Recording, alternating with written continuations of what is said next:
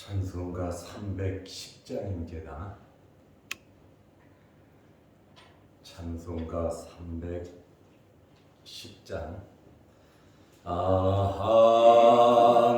하나님의 은혜로 있을 데 없는 자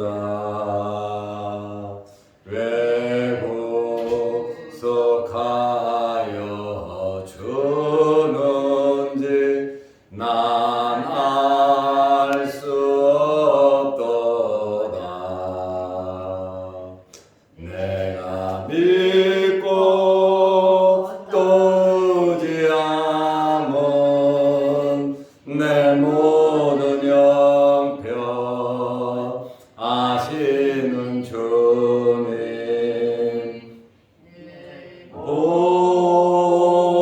보해 주실 것을 나는 확실히 아네.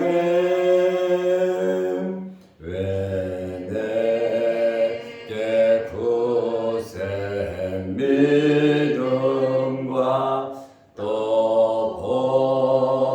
복음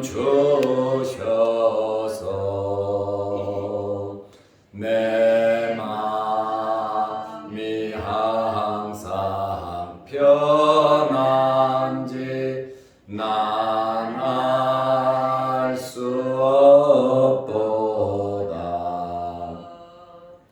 내가 믿고 또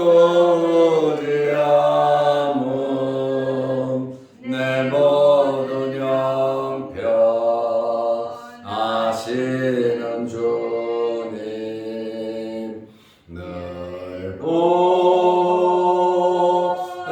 주실 것을 나는 확실히 아네.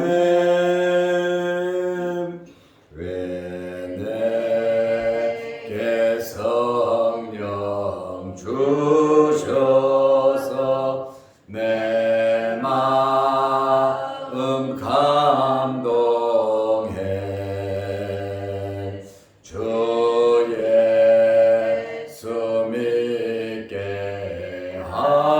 하는지 난 알 수 없도다. 내가 믿고 또 의지함은 내 모든 영평 아시는 주님 늘 보해 주실 것을 나는 확실히 아네. 주 언제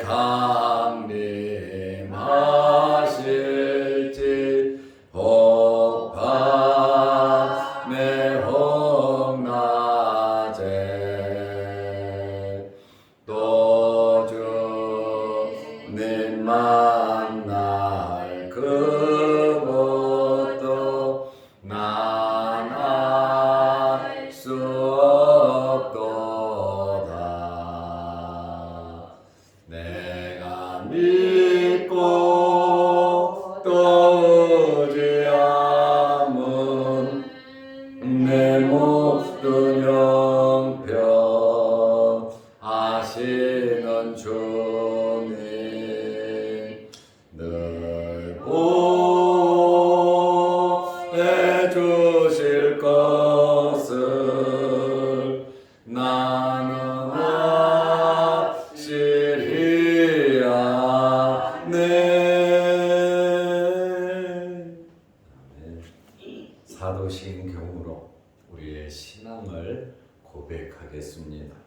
전능하사 천지를 만드신 하나님 아버지를 내가 믿사오며 그 외아들 우리 주 예수 그리스도를 믿사오니 이는 성령으로 잉태하사 동정녀 마리아에게 나시고 본디오 빌라도에게 고난을 받으사 십자가에 못 박혀 죽으시고 장사한 지 사흘 만에 죽은 자 가운데서 다시 살아나시며 하늘에 오르사 전능하신 하나님 우편에 앉아 계시다가 저리로서 산 자와 죽은 자를 심판하러 오시리라.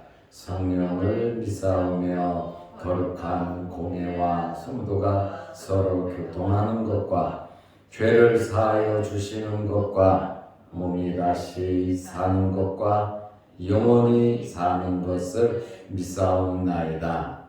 아멘. 누가복음 6장 9절 10절 말씀입니다. 예수께서 그들에게 이르시되 내가 너희에게 묻노니 안식일에 선을 행하는 것과 악을 행하는 것, 생명을 구하는 것과 죽이는 것 어느 것이 옳으냐 하시며 무리를 둘러보시고 그 사람에게 이르시되 내 손을 내밀라 하시니 그가 그리하매 그 손이 회복된지라. 아멘. 10절 말씀까지 보았습니다. 예수님께서 안식일 날 가버나움 회당에서 오른손 마른 사람을 가운데 세우셨습니다. 서기관과 바리새인들이 고소할 증거를 찾고자 엿보고 있었습니다. 안식일 날 예수가 어떤 죄를 범하는지 고소하기 위해서 지켜보고 있었습니다. 그런데 예수님께서는 당당하게 정면 돌파를 하셨습니다.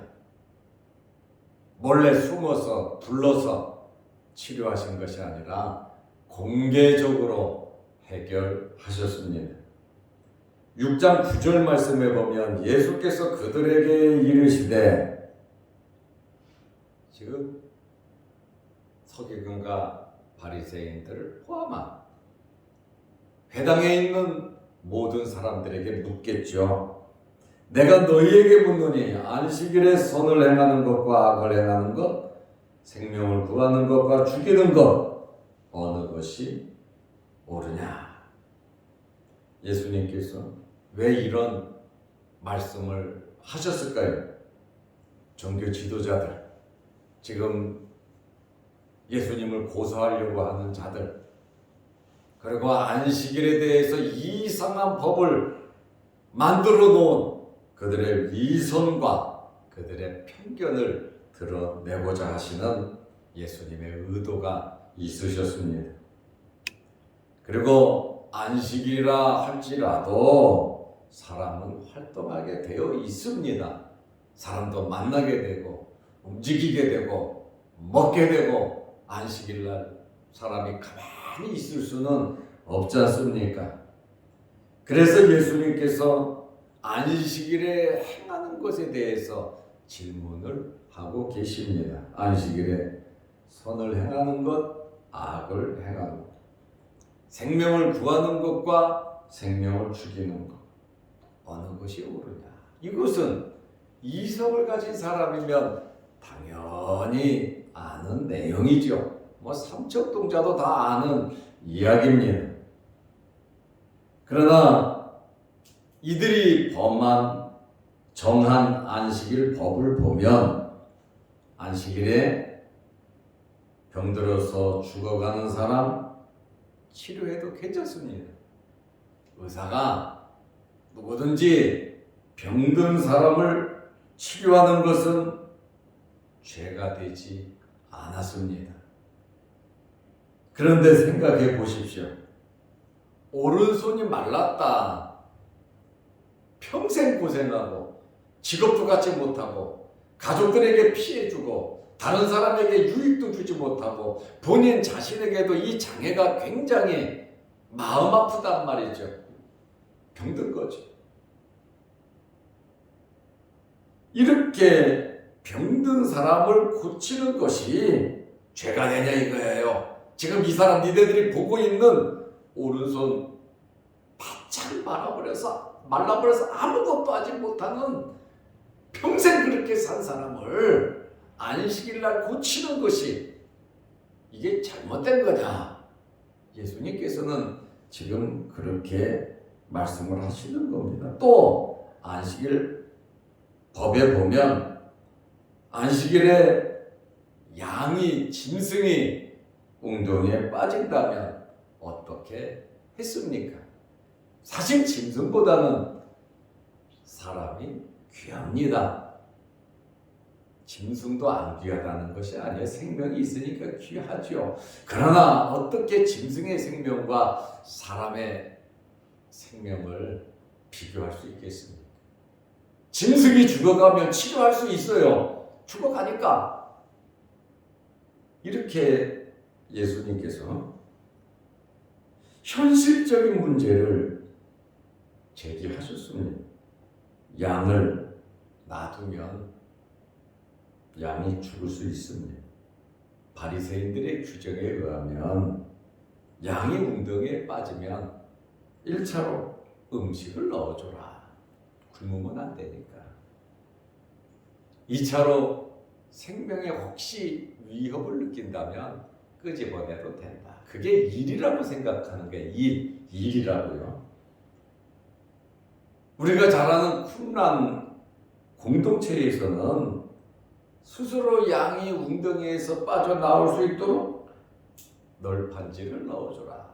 널판지를 넣어주는 것은 일은 아닙니까? 끄집어내는 것은 일이 아닙니까? 그들의 법을 들이대면 전부 다 죄 짓는 겁니다. 어쨌든 그들의 법은 안식일이라 할지라도 사람이나 짐승의 생명은 구해야 된다라고 하는 그러한 말씀입니다. 이러한 말씀을 하시고 예수님께서 결론으로 이제 회당에서 말씀을 하시는 겁니다. 무리를 둘러보시고 누가복음 6장 10절에 무리를 주님 말씀하셨으니까 그들의 반응을 보시겠죠. 무리를 둘러보시고 그 사람에게 이르시되, 그 사람이 누굽니까? 오른손 마른 사람. 이 사람은 예수님을 만났잖아요. 어떤 이유에서 그 사람이 여기 와 있는지는 몰라요. 서기관과 바리새인들이 데려다 놨을 수도 있습니다. 예수께서 병 고치나 안 고치나 보고 병 고치면 고소하자. 아주 이 사람들은 질적으로 나빠요. 종교 지도자들이, 종교를 가진 사람들이, 예수를 믿는 사람들이 다른 사람을 엿보고 다른 사람을 욕하고 다른 사람을 웅덩이에 빠뜨리고 중상모략하고 고소하려고 하는 것은 예수 믿는 사람이 아닙니다. 종교 지도자가 아닙니다. 하나님을 믿는 사람들은 최소한의 무엇이 있어야 됩니까? 양심이 있어야죠. 세상 사람들은 양심이 화인 맞았다 할지라도 우리 하나님을 믿는 사람들은, 신앙은 여러분 양심 위에 있는 겁니다. 법을 지켜라. 법을 지켜야죠. 그러나 믿음과 신앙은 법 위에 있는 거예요. 법 위에 있다고 법 안 지켜도 된다, 그 얘기가 아니에요. 기본적인 것은 지키는 겁니다. 성경은 마음으로 죄를 져도 죄 짓는 거라 그랬는데 세상에는 마음으로 죄 짓는 것은 아무 말 안 해요. 왜? 표시가 안 나니까. 드러나야 합니다. 그러나 하나님은 그렇지 않잖아요. 마음으로 범하는 죄도 죄라고 말씀하신단 말입니다. 이 오른손 마른 사람은 얼마나 그 병고침을 받겠습니까? 예수님께서 그 사람에게 이르시되 내 손을 내밀라. 어떤 손입니까? 오른손입니다. 말라버린 손입니다. 내 손을 내밀라 하시니 그가 손을 내밀었습니다. 예수님을 믿지 않으면 안 내밀겠죠. 이판사판인데 왜 귀찮게, 그렇지 않아도 내가 여기 오고 싶어서 왔단 말이죠. 그러나 예수님 말씀을 들어보니까 예수님께서는 혹시 내 병을 치료해 주시지 않을까 그런 생각을 하다가 예수님과 가까이 예수님의 말씀을 듣다 보니까 이번 기회에 나도 병고침을 받아야 되겠다고 하는 그런 나름대로의 믿음의 확신이 생겼는 줄로 압니다. 우리는 어떤 모양, 어떤 모습, 어떤 일이 있든지 그 안에서 여러분의 믿음이 자라시기를 바랍니다. 어떤 상황에 내가 여기에 와 있든지, 내가 이 일을 어떤 일을 하든지, 내가 누구를 만나든지, 이러한 가운데 우리는 믿음을 키워야 합니다. 긍정적으로, 말씀대로 좋은 마음으로 상황이 나빠도, 부정적인 상황에도 긍정적인 마음을 가질 수 있잖아요. 좋은 마음 가질 수 있잖아요. 그러니까 우리는 항상 믿음의 마음을 가지고 모든 일을 하면 우리 믿음이 자라는 겁니다. 안 좋은 환경이라도 우리는 그것을 좋게 만들어 가야 하는 것입니다. 그가 그리하매 그 손이 회복된지라. 이 오른손 마른 사람은 주님의 말씀을 듣고 믿고 손을 다 내밀었잖아요. 믿지 못하면 안 내밀죠. 이러한 믿음이 사실은 필요합니다. 예수님께서 말씀으로 오른손 마른 사람을 치료해 주셨습니다. 사람은 양보다 중요한 것입니다. 그런데 바리새인들의 입장에서는 양은 웅덩이에 빠지면 기꺼이 꺼내주겠지만 손 마른 사람은 아마 절대로 이 사람들은 치료해주지 않을 겁니다. 왜요? 예수님이 고치면 고소하려고 그랬으니까. 자기들은 죽어가는 사람이 있어도, 평생 손 마른 사람이 있어도 기도해주지 않고 치료해주지 않는다. 그게 믿음입니까? 그게 신앙입니까? 그게 잘못됐죠. 하나님의 말씀의 의미를 모른다는 거예요. 우리가 정말 기본적인 것은 해야 합니다. 기본적인 것을 하지 않으면서 무엇을 바라고 원한다는 것은 그것은 이루어질 수가 없습니다. 최소한 하나님의 사랑과 하나님의 공의는 알아야 돼요. 하나님의 말씀의 의미는 우리가 알아야, 우리가 그리스도인으로서 어떻게 살아가야 하는가, 그 기본적인 것은 우리가 알고 행하고 살아가야 되는 것입니다. 예수님께서는 선을 행하시고 생명을 구하셨다고 하는 그러한 말씀입니다. 오늘 우리는 오른손 마른 사람이 치료를 받게 된 놀라운 일을 말씀을 통해서 접하게 되었습니다. 오늘 이 말씀은 우리에게 많은 교훈을 줍니다.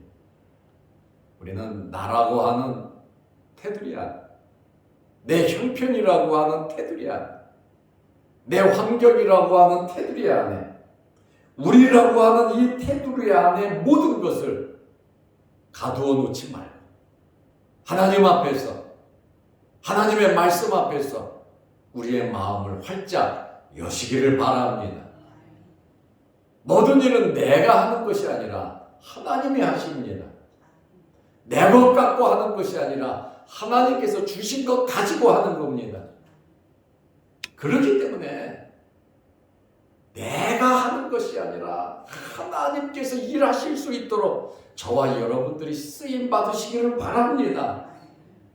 왜? 내가 하나님을 가다놓으면 안 되잖아요. 내가 말씀을 가다놓으면 안 되잖아요.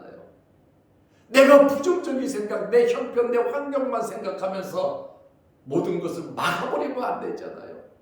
나는 가진 것이 없고, 나는 능력이 없고, 나는 아무것도 없어도 하나님께서 하시면 된다고 하는 그런 믿음을 가지시기 바랍니다.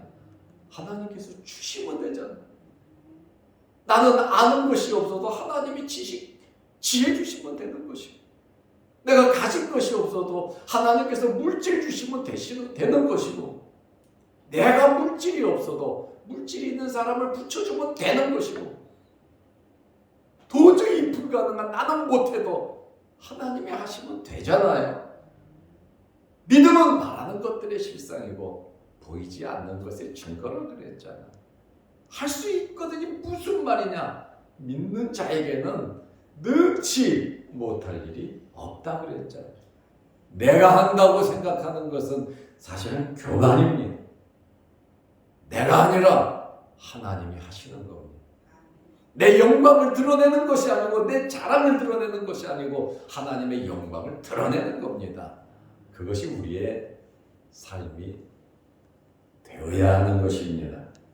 오늘 오른손 마른 사람이 치료를 받은 이 사건을 보면서 첫째로 예수님을 만나면 어떤 문제든지 해결이 됩니다.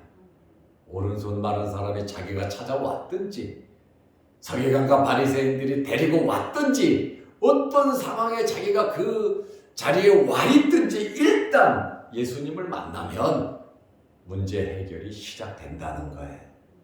예수님께 나오면 해결이 된다는 겁니다. 둘째로 주님의 말씀을 듣고 그대로 순종하면 역사가 나타납니다. 내 생각은 안 되고 아무리 생각해도 불가능한 일이지만 주님의 말씀에 순종하면 이루어진다는 그 믿음이 있잖아요. 주님은 우리에게 믿음을 키우시거든요. 여러 사건 환경을 통해서 우리의 믿음이 자라게 하십니다. 믿음 없이는 역사 안 해요. 아무리 하나님께서 해주고 싶어도 내가 거부하고 내가 믿지 않는데 일이 되겠습니까? 예수님의 말씀에 순종하면 역사가 나타납니다. 세 번째로 손 마른 사람. 참 평생 그렇게 살았는데 정말 가정의 구성원으로서 자기 역할을 못했는데 예수님을 만나고 예수님의 말씀을 듣고 더욱더 신뢰가 됐고 믿음이 자랐다는 겁니다. 네 번째로 누구든지 말씀에 순종하면 기적을 체험할 수 있습니다. 저도 그렇고 여러분도 마찬가지입니다. 머뭇머뭇하지 말고 염려 걱정 근심하지 말고 내가 지금 어떤 형편과 환경에 있든지 어렵고 힘들다면 그 문제를 해결해야 되지 않겠습니까? 주님 앞에 나오시기를 바랍니다. 주님께 기도하시기를 바랍니다. 예수님을 만나면 말씀을 들으면 여러분들이 기도하는 가운데 성령의 놀라운 역사를 체험하실 수 있을 것입니다. 기도하겠습니다. 하나님 아버지, 오른손 마른 사람이 예수님을 만나고 치료받는 내용의 말씀을 들었습니다. 서기관과 바리새인들은 오른손 마른 사람을 고치나 안 고치나 안식일에 예수가 일을 하나 안 하나 고소할 조건을 찾았지만 주님께서는 정면 돌파를 하셨고 그 사람을 회당 가운데에 세우시고 말씀하시고 오른손 마른 사람을 치료해 주셨습니다. 우리의 크고 작은 어려운 일들 있습니다.